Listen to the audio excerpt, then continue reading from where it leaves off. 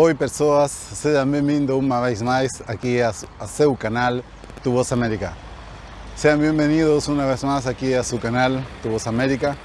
Hoy estamos en Ingenio de Agua.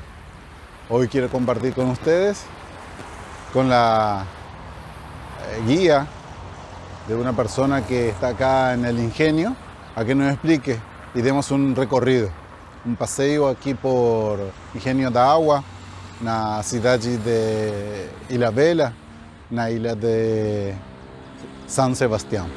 Vamos para lá?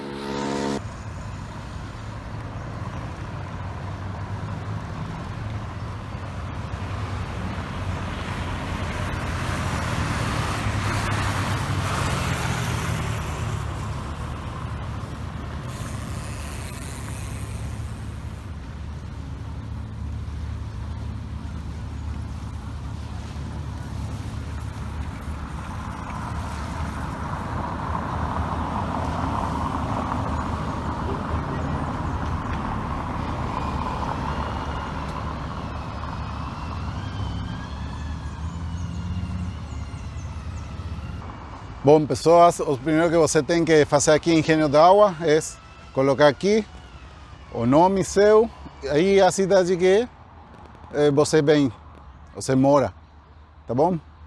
E aí temos aqui hasta dentro, aí um parceiro vai fazer um recorrido com nós. Vamos para lá?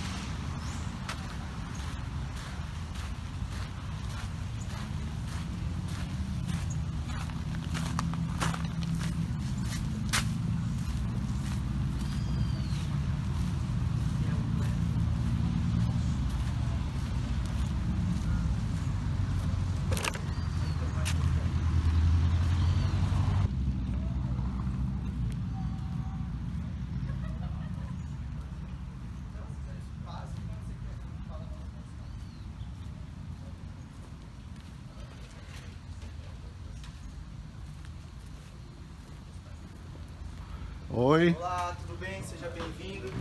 Obrigado. Estamos fazendo um vídeo para meu canal. Eu moro aqui na Ilhabela, mas eu acho que muitas pessoas têm que Conhecer. conhecer, né? Tá. Bom, Aí tem visitação- mais pessoas ainda, né? sim. A visitação ela é gratuita. A gente tem uns agentes históricos que faz o acompanhamento com você e conta um pouco da história do patrimônio. Tá, É permitido a gravação, o vídeo, que bom. através de uma autorização da Secretaria de Cultura. Tá. Então, para fazer...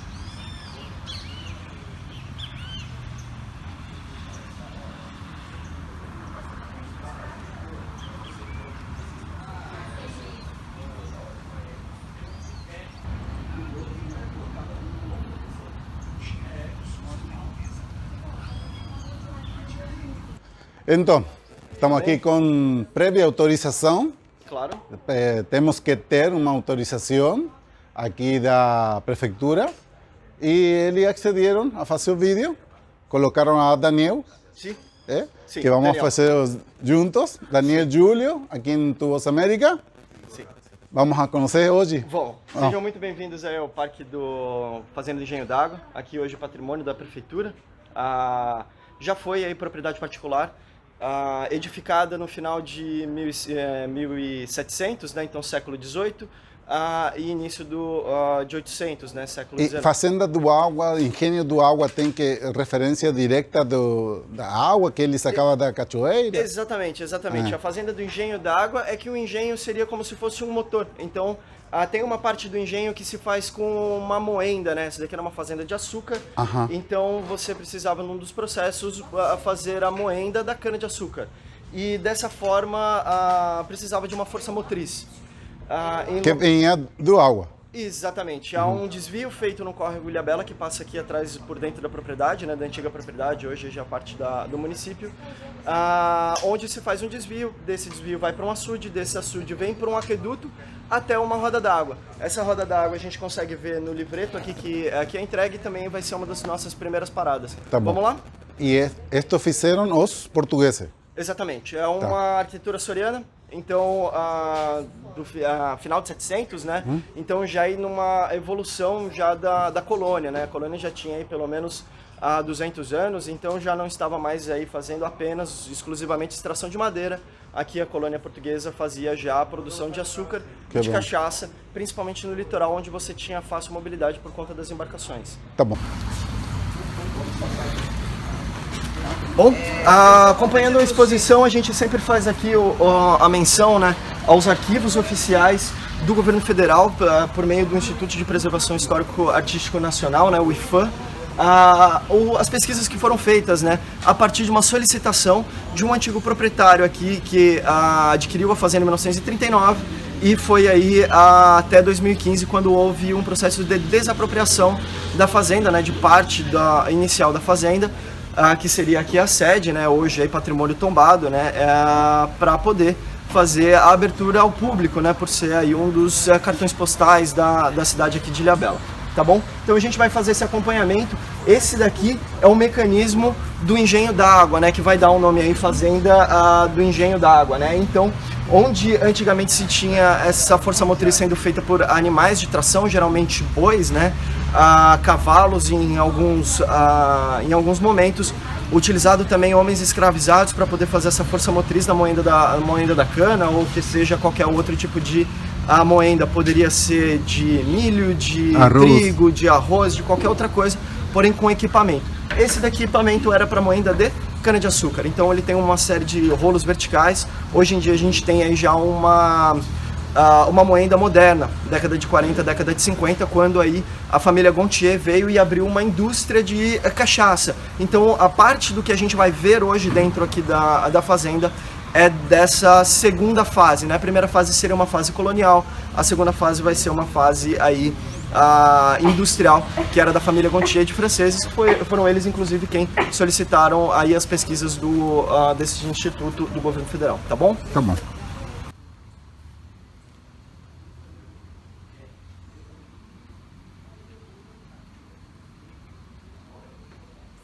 Aqui é um local interessante a ser observado aqui da engenharia da casa, né? Aqui é uma sequência de colunas, né? Essas colunas aqui já são modernas, mas por cima dela a gente vê um aqueduto elevado, onde vai trazer a água que vai ser desviada do córrego Ilhabela, vai ser represada num pequeno açude que tem na parte superior da fazenda, que infelizmente a gente não pode ter acesso, uma questão de logística, né? Mas aqui a gente consegue ver parte aí desse aqueduto, cerca de 100 a 120 metros aí de linha. Toma cuidado com o buraco e com o degrau, por favor. Eu vou aqui acender as luzes para ficar um pouco melhor.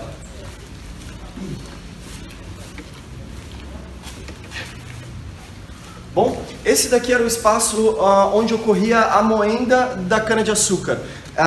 Dentro do processo de produção do açúcar e da cachaça, que eram os principais aí, insumos que eram feitos aqui na fazenda, obrigatoriamente tinha que passar por esse processo. Aqui vai ser feita a extração do caldo de cana, né? Então, daquele suco que sai da cana, que ela vai ser cortada, né? Então, esse daqui é o segundo passo. O primeiro passo começa na parte superior aí da fazenda, onde a gente tem antigo espaço de lavoura, né? Então, onde era plantado aí a cana. Toda essa cana passava aí por um processo de crescimento, né, amadurecimento e depois corte, né, descasca essa cana e depois ela vai ser feita aí a moenda, né, a extração do caldo de cana. Bom, aqui a gente vai ver um mecanismo, né, com os rolos na horizontal, onde vai ser introduzida a cana por esse espaço, vai sair por aqui o caldo da cana, né? E aqui vai ser colocada uma primeira peneira, né? Lembrando que esse é o formato já industrial, tá? Daqui vai ter um encanamento que vai levar para a parte inferior da casa, onde ali no térreo tinha a parte fabril, né? Onde era feita aí o terceiro e o quarto processo de 6 passos aí para a fabricação principalmente da cachaça. Do açúcar tem um processo um pouco diferente. Então lá a gente vai ver aí a parte onde era feita a fermentação e depois a gente vai ver a parte onde era feita a destilação, tá?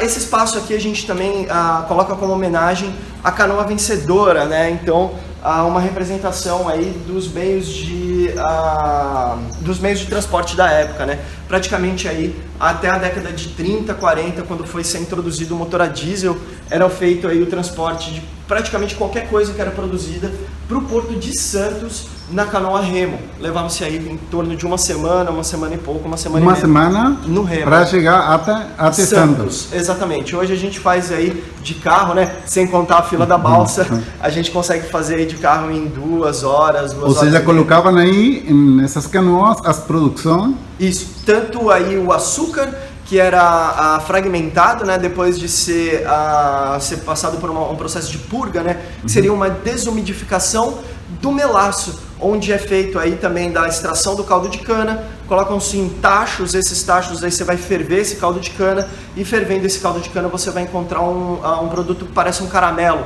vai ser um melaço, né, e esse melaço aí vai ser colocado em formas, né, tanto para rapadura quanto aí para o açúcar. Do açúcar vai ser uma forma parecendo uma tampa de caneta, em formato cônico, com um orifício no fundo, onde vai sair a umidade, né? E pingando a umidade. Isso, vai pingando a umidade, por isso que se chama purga, né? Então essa umidade aí vem com principalmente pedaços aí de caramelo carbonizado, né? Digamos aí uma parte um pouco mais escura. E quando se desenforma esse açúcar, a gente vai ter um morrinho de açúcar em formato aí de uma montanha, né? Inclusive aí dado em homenagem a um dos monumentos geológicos lá do Rio de Janeiro. O pão de açúcar, que a maioria dos argentinos, eu fiquei aí maravilhado da história aquela, porque ninguém sabe na Argentina porque é o nome do pão de açúcar. Exatamente, essa daí é uma diferença, né? Foi por conta aí desse processo da produção do açúcar, você desenforma. Era muito parecido. Muito parecido, processo. Uma parte escura, né, na parte de cima, que hoje aí você tem a parte das instalações do bondinho, né? Mas você tem aí a parte escura na parte de cima e uma parte clara na parte de baixo, que era onde tinha o açúcar que não é o refinado de hoje, né? Mas é aquele açúcar mais próximo do açúcar cristal, onde ele ia ser fragmentado e iam ter cristais de açúcar. Que medida tem ele? Essas daqui são 11 metros. 11 metros. Mas essas daqui é esculpida em um tronco só, semelhante a esse esquema que a gente tem aqui no chão, né? Então a gente vai, os mestres canoeiros, eles vão esculpir como se fosse aí uma obra de arte mesmo, né? Então, e depois disso daí. Essa daí é uma engenharia indígena. E depois aí foram sendo feitas aí aprimoramentos do processo aí de navegação dessas canoas, né? Então praticamente aqui dessa linha vermelha para baixo é a canoa original, onde você vai ter aí o esculpido em um tronco só, porém esse beiral verde, esses apoios aqui de remo são diferentes, né? O remo, que a gente pode dizer de uma forma genérica, né? O remo europeu, ele vai ser de forquilha, diferente do remo indígena, que é na mão. Olha então ele não vai precisar desse suporte indígena, tá? Também são feitas aí, se o senhor puder mostrar, tem aqui orifícios, tanto na parte de central quanto na parte da frente, o qual vai ser colocado aqui, como a gente mostra, né, na imagem, velas triangulares aí semelhantes a velas de jangada, no qual vão auxiliar aí na navegação, principalmente aí na eficiência, né, da remada, né? Então fica mais fácil aí, tá bom? Menos tempo também. Exatamente, menos tempo também, tá? Lembrando uma coisa importante, né, a respeito aí da evolução, principalmente legislativa aqui no Brasil. Essa fazenda, ela foi edificada, construída no período colonial, sobreviveu ao período imperial, e depois aí do período imperial, no final dele, quando vai se transformar a república, a gente teve aí um marco importantíssimo, que é a assinatura da Lei Áurea. Então a proibição da comercialização, né, em meados de 800, né, 1850, da comercialização de homens escravizados provenientes do continente africano, né? E essa fazenda aqui, ela recebia esses homens escravizados e utilizava aí na produção pelo senhor de engenho, né?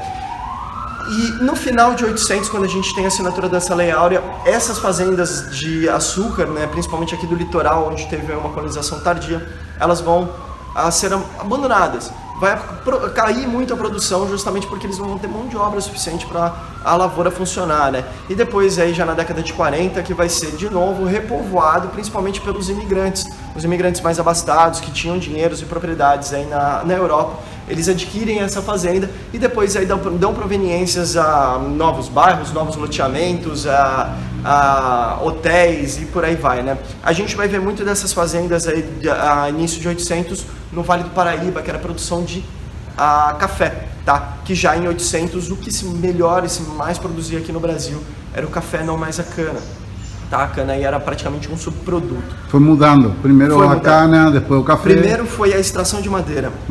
Segundo foi depois desses clarões que eram abertos, eram edificados aí as lavouras de cana, ou de algodão, ou de milho, ou qualquer coisa.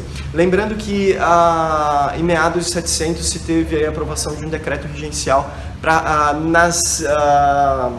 nos caminhos onde os tropeiros levavam essas mercadorias, principalmente para o interior do Brasil, né, seguindo os caminhos feitos pelos bandeirantes, precisava ter fazendas de roça, onde tem hortaliças, para poder nutrir esses viajantes que passavam lá. Então tinha esse interesse inclusive da coroa, né, para poder levar grandes quantidades de pessoas, sejam eles homens escravizados, homens livres, né, para o interior aí pro interior do Brasil.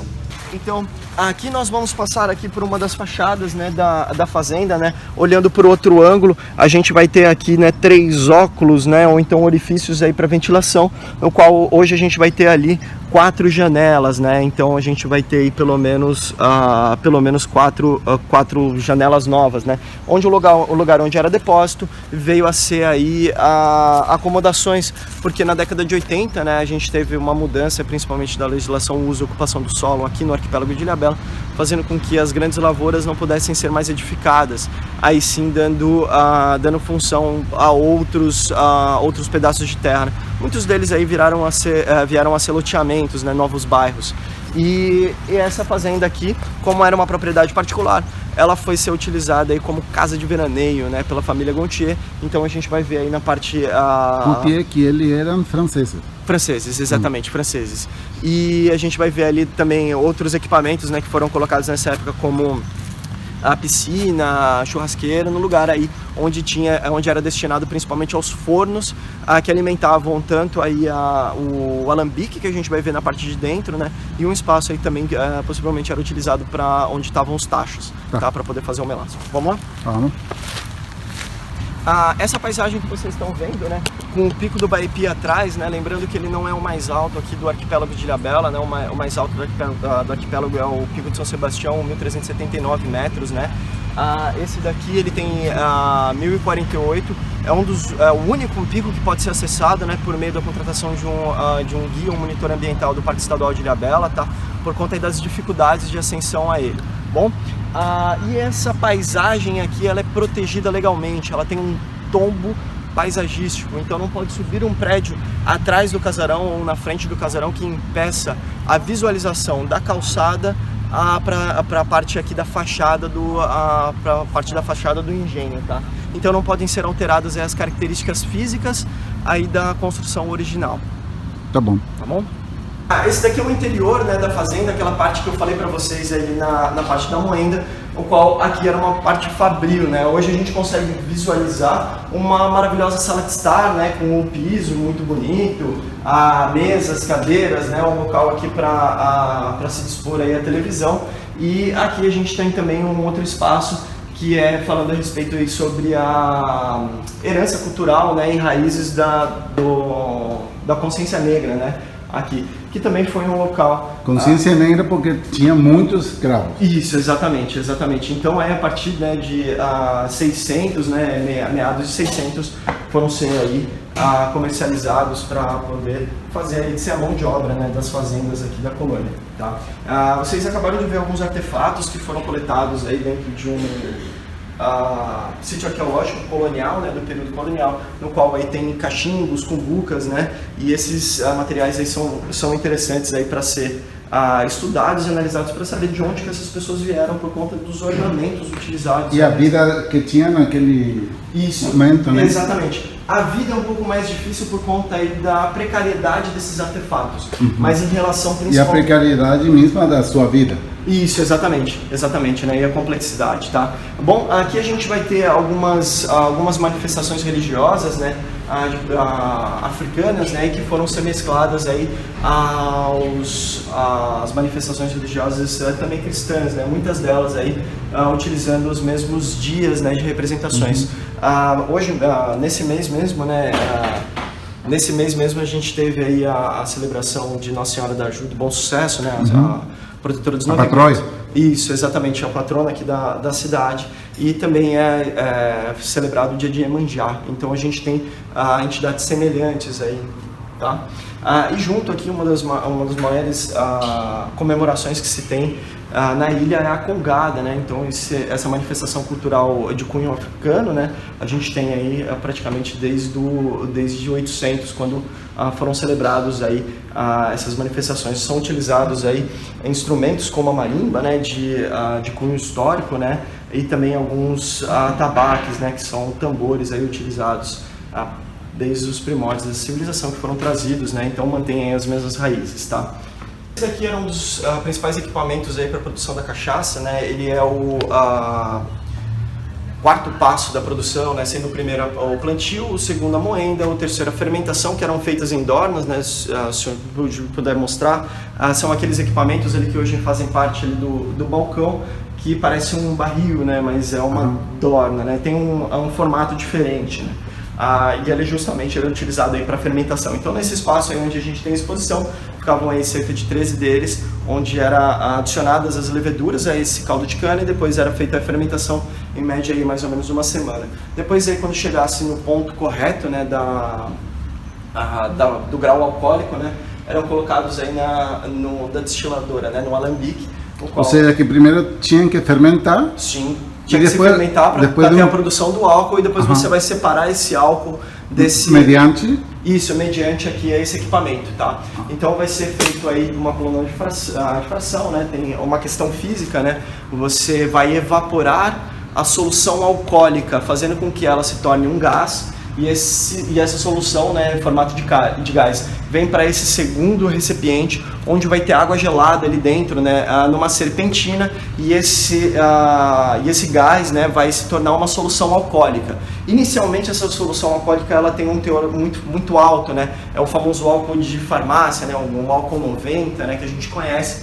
Foi muito utilizado aí na pandemia, é um dos produtos aí da fermentação alcoólica, tá? Porém ele é tóxico para nós. Então a gente precisa encontrar uma gradação e os engenheiros hoje em dia, né, e na época colonial era o feitor quem fazia essa escolha de gradação alcoólica, no qual aí hoje a gente tem alguns instrumentos, né, como o etilômetro, para poder medir, né, a gradação. Então de 90 mais ou menos aí 60, 70% era utilizado, era reservado esse álcool e entregue aí para outras finalidades, né? Uma delas aí era a medicina, fazer asepsia, produção de elixires, outras coisas, tá? E dessa produção, né, se tinha o corpo sim era reservado em tonéis aí para poder fazer um envelhecimento, né? Seja ele em barril de carvalho ou então em outro tipo de madeira, né? A gente vai ver isso daí depois, tá? E o final, né, que era chamado de caldo, esse sim aí era destacado, né, da produção e geralmente jogado aí para poder fazer a produção de adubo, né, era jogado praticamente no pé da... E tem alguma ideia de quanto era a produção em litros ou em litros a gente tem... garrafas? Então, a gente tem aqui garrafas, foi muito recente a utilização de garrafas, tá? Principalmente era comercializado ou transportado por barricas, né, ou então pipas. Se tinha aí pipas de 50 ou de 20 litros aí a serem utilizados principalmente para o transporte, tá? A fazenda aqui na época dos Gontiers, né, de 39 aí pelo menos 70, 77, a gente tem uma produção de pelo menos 100 mil litros, né? Então são 5 barris para poder fazer aí de 20 mil litros cada um, para poder fazer o envelhecimento, né? Daí dependendo da produção, vale a pena lembrar, né, que na época colonial e no início aí, nós não tínhamos safra e safrinha, que é comumente aí utilizado principalmente em reportagens, né, a respeito da comercialização, né, de álcool e produção de álcool no país. Se tinha uma safra, então tinham meses aqui que não tinha produção porque não tinha crescido a cana ainda, ou então o solo ainda não estava preparado para poder receber ela para um novo plantio, né? Tem um ciclo a ser seguido, né? E a fazenda ela não parava a produção, tinha produção de outras coisas como mandioca, as próprias hortaliças para... Sempre procurava estar trabalhando... Exatamente, se fazia caixaria, fazia a própria manutenção da fazenda, nunca se estava parado, né? Tinha sempre aí alguma coisa a se fazer. Que bom. Bom, uma pergunta que eu fiz para ele é a idade que tem a construção. Tem pelo menos 220 anos aí os alicerces aqui da construção. Lembrando que ela já passou por restauros e reformas, né? Tem uma diferença importante a ser observada, né? A reforma você faz alterações das características, né? O restauro aí você apenas restaura aquilo que já tem de original, né? E é isso que acontece geralmente em patrimônios tombados, né? Não se pode mudar as molduras das janelas, não se pode mudar a qualidade do material, né? Você não pode colocar uma madeira de talvez em densidade inferior, porque as telhas, por serem mais pesadas, podem ruir, né, o telhado. Então tem uma série de tarefas a serem cumpridas antes aí da autorização de uma reforma, de um restauro, legal. Exatamente, legalmente falando, tá? Esse espaço onde a gente está é chamado de alpendre, né? Então isso daí era uma imposição regencial, né? As fazendas coloniais, as casas grandes, elas tinham que ter essa escadaria, né? Se puder mostrar, né? A gente está num ambiente... Repita então o nome dele. Alpendre. Alpendre. Isso, alpendre. Exatamente. É uma palavra ibérica, né? Então você vê pelo menos um traçado aí meio árabe, meio espanhol, alpendre, né? Então a gente tem aí é que no vocabulário espanhol tem muitas palavras espanholas. Árabes. Exatamente. Porque os árabes moraram lá perto de 700 anos. Exatamente. Então, e foram o Império do Castilla, Valência e aquele que depois ficaram com Portugal, que sacaram eles do Espanha. Sim, depois da Guerra de 100 Anos. E aí deixaram algumas palavras porque foi muito tempo, né? Exatamente. Isso daí faz parte aí da evolução da humanidade como um todo, né? Essa miscigenação dos povos conseguirem se entender, né? O mobiliário também tem a mesma idade? Não. O mobiliário que a gente vai ver aqui dentro, né? Vale ressaltar que ele foi colocado como se fosse um cenário, tá? Porque quando ele foi desapropriado, ela ficou limpa, né? Não tinha um móvel aí dentro, né? Então foram colocados aí simplesmente para dar uma sensação de ser uma casa, né? Então não tem cunho histórico, tá bom? O que tem cunho histórico é a arquitetura, então a gente vai ver aqui dentro, né, esses salões aqui são utilizados principalmente com funções diferentes, tá? Esse daqui é o primeiro salão, onde era utilizado de forma comercial, a gente pode dizer que é uma área mista, né? E aqui a gente vai ter principalmente um gradil separando a parte privada da parte aí comercial da Casa Grande, tá? Lembrando que as fazendas de engenho, né, em sua maioria aqui no Brasil, elas têm uma arquitetura diferente. Cada prédio vai ter sua função diferente, então vai ter o prédio da Moenda, o prédio da Casa Grande, o prédio da Senzala, o prédio da Capela. Esse daqui é todo aglutinado, por isso que ele tem essa arquitetura diferente, né? E por isso, inclusive, foi dado aí a proteção histórica dele, né? Ele é diferentão do resto. Ele, como poderia se dizer de uma forma coloquial, ele é um engenho pocket, tá? Ele foi aglutinado, né? Todos os locais. Esses daqui são dois cômodos que eram utilizados, né? Inicialmente como cômodos de pouso, né? Eram quartos, né? E hoje já tem uma função diferente, principalmente aí dado à família francesa. Então a gente vai ver uma despensa e uma outra antessala, né? E aqui a gente vai ver o alpendre interior, no qual o senhor da fazenda tinha um acesso à parte fabril numa posição de destaque imperial, de cima para baixo, tá bom? Aqui, né, vendo novamente o gradil que separava, né, essa parte aqui no qual eu estou entrando era a copa. Essa daqui é a porta que dá acesso à cozinha, a gente não deixa ela aberta por ser uma cozinha convencional, não tem nenhum cunho histórico, tá? Nessa parte aqui da copa, né, provavelmente tinha uma mesa onde se tinha aí onde se apreciava comida, né? Esse cômodo aqui é interessante também, que ele é um pouco menor, né? Poderia servir como um quarto ou então como um outro propósito da fazenda, tá? Conta para nós a história da grelha aqui. Esse daqui? Esse daqui era utilizado para quando viesse uma pessoa de fora, né? poder ingressar dentro da Casa Grande sem ter acesso aos quartos, à cozinha, né, à copa e a esse cômodo aqui, né? Então se fechava essa corrente e quando se tinha uma pessoa de fora, a Casa Grande continuava tendo uma proteção aí física contra invasores ou então aí curiosos intrometidos. Tá bom? Aqui a gente vai ver uma alteração principalmente na arquitetura açoriana, que ela vai ser sempre simétrica, né? Geralmente quando se tem uma porta, se tem duas janelas, uma de cada lado. Olha. No caso, esse daqui, a gente vai ter uma janela e uma parede fora do lugar. Essa parede foi adicionada justamente para poder colocar um banheiro, tá? Então esse quarto tinha pelo menos aí um espaço a mais, né? Então, exatamente, ele provavelmente era dedicado aí ao quarto master, né? Ali a gente vai ter o acesso à parte inferior aqui da casa, onde depois foram ser colocados aí aqueles outros quartos que eu mostrei na parte externa, né? Que antes era um depósito, tá? E também era o acesso da criadagem, que é uma porta externa também, onde dá para observar isso. Essa porta aqui foi mantida fechada, era antigamente um banheiro, tá? Moderno, um banheiro moderno, tá? Aqui também foi... é interessante a gente observar que esse cômodo aqui ele é especial. Especial principalmente por conta da observação. A gente tem bastante janela em volta, tá? A gente tem aqui acesso aos quartos, né? A parte íntima, que inclusive tem uma proteção por um gradil, e a gente tem acesso ao alpendre. Possivelmente, isso daí não é confirmado, tá? Por estudos arqueológicos, né, pelo Dr. Plácido Cali, mas possivelmente isso daqui era uma sala de destaque, onde o senhor de engenho tinha uma disponibilidade de visão muito maior, então uma proteção muito maior, tá bom? E novamente a gente vai voltar aqui para o alpendre, qual a gente vai ter acesso, e depois aí vamos à sala dos tonéis.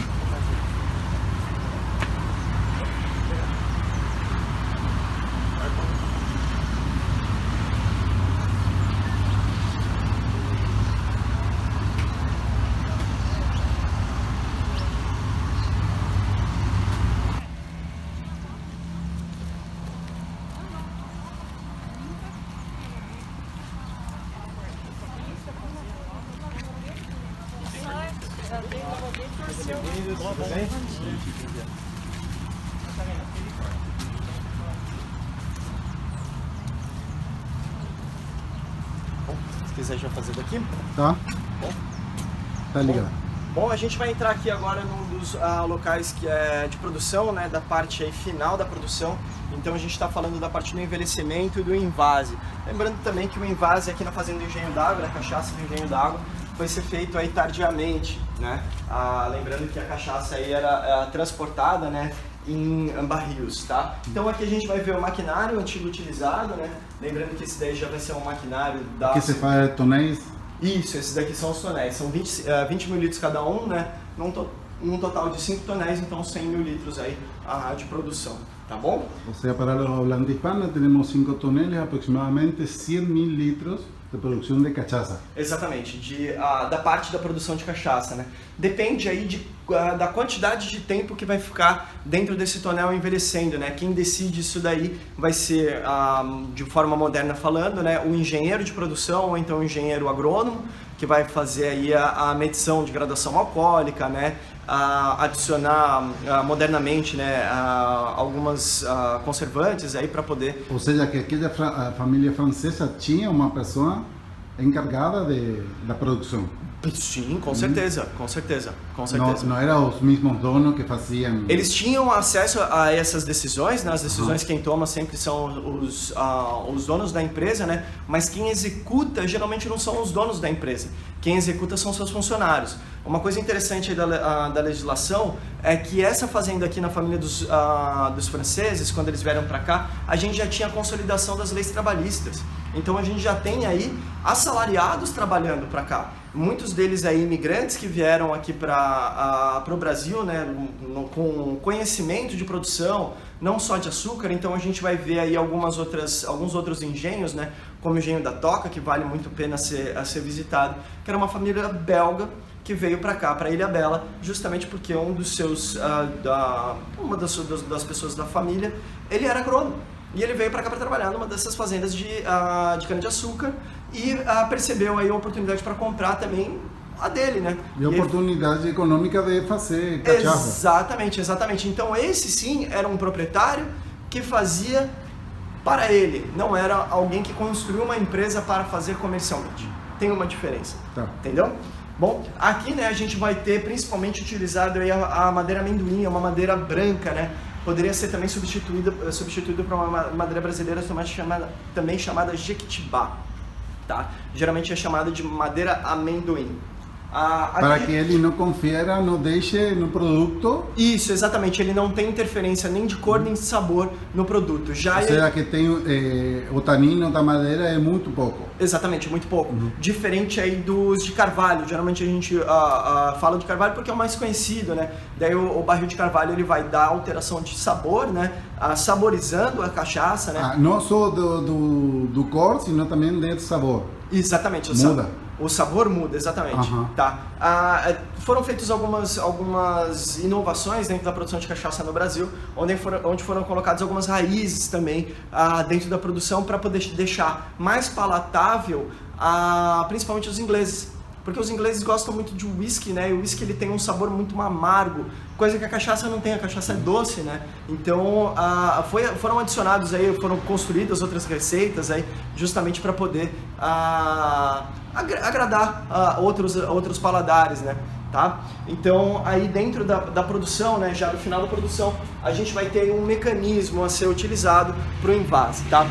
Inicialmente era adicionado aí uma mangueira do barril, do tonel, para essa válvula de pressão. Da válvula de pressão a gente conectava a esse sistema semiautomático de envase, onde se encaixa a garrafa aqui, e pelo peso da garrafa há uma movimentação da válvula, e tendo essa movimentação de válvula vai abrir para poder encher ela com a cachaça. Quase automático. Exatamente. Tá? Então você vai fazer isso daí, por isso semi-automático. Você vai precisar da pessoa aqui, mas é muito mais rápido do que a pessoa abrir e fechar a torneira, tá? Daqui ele vinha para esse outro equipamento, onde vai ser introduzida a rolha e vai ser vedado aí a garrafa. Aquele outro equipamento servia para recortar a cortiça para poder fazer a rolha, tá?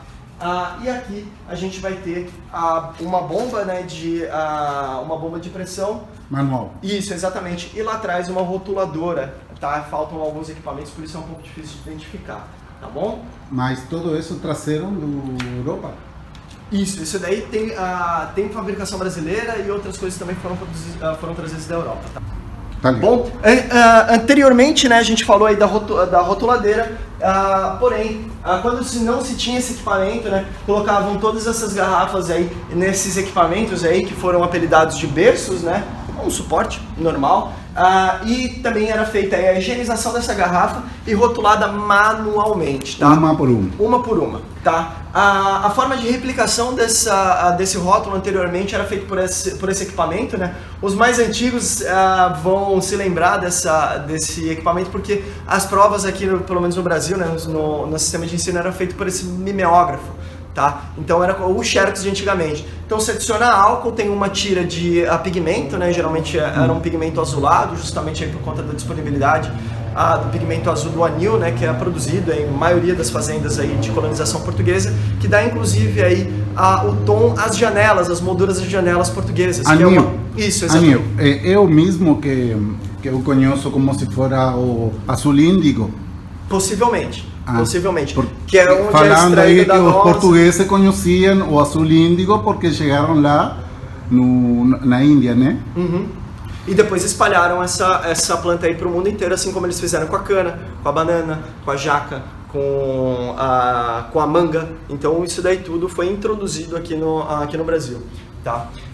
Tem algumas dessas, por isso que hoje tem um controle muito rígido para você poder entrar e sair de países com sementes, com plantas viva, né, in natura, justamente por conta da intromissão dessas espécies em outros biomas, né? A gente tem um bioma muito vigoroso que é o bioma da Mata Atlântica, né? Aqui, né, principalmente nessa região aqui do litoral norte paulista. E algumas dessas árvores elas foram introduzidas de forma talvez inocente, né? Mas e que vieram aí alterar principalmente algumas espécies, né? Então espécies de insetos e espécies aí, outras espécies que vão entrar numa competição de plantas. Talvez as caixas são originais? São originais, exatamente, as caixas são originais. Ou seja, aqui da década dos 70? Exatamente, década de 70. Então a gente já vai ver aí alguns modernismos, como um número aqui muito conhecido que é o número do CNPJ, né? Antes era CGC, né? Então tem aí algumas novidades, né? Que também eram antigas, né? Pensando o governo nacional aí já estava cobrando os seus exatamente, taxas. Não é moderno, né? Exatamente, tá? Aqui é interessante a gente observar o teto, tá?